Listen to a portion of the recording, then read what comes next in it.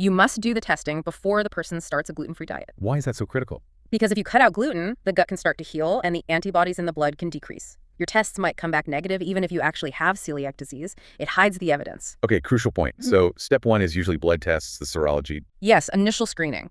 The go-to test is the IgA anti-tissue transglutaminase antibody IgA-TTG. It's highly sensitive and specific. Over 90%. Yeah, pretty good. Another option is the IgA endomycyl antibody, IgA-EMA. Super specific, almost 100%, but maybe more costly and trickier to run.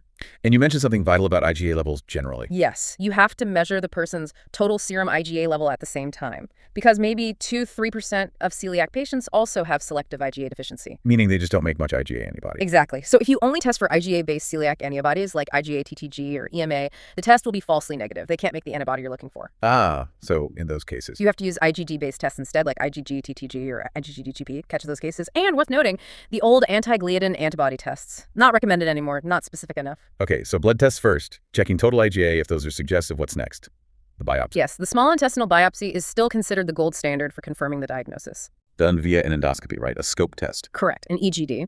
And it's important to take multiple samples. The guidelines say at least 4 from the duodenum, including the duodenal bulb, because the damage can be patchy. Right, you don't want to miss it.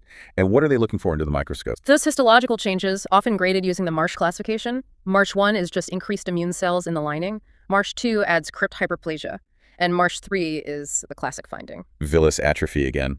The flattened villi. Yes, graded as partial, subtotal, or total flattening. Marsh 3 is generally diagnostic. Okay. What about the genetic testing for HLA-DQ2 and DQ8? Is that routine? Not usually for initial diagnosis if the blood tests and biopsy are clear. It's more of an optional tool in specific situations. Like when? Its main power is in ruling out celiac disease. If you test negative for both DQ2 and DQ8, it's extremely unlikely you have celiac. It's a great rule-out test. It's also useful, say, if someone already started a gluten-free diet before getting diagnosed, making the other tests unreliable, or for screening close family members to see if they carry the risk genes. Makes sense. And the final piece of the puzzle is seeing how someone responds to treatment. Exactly.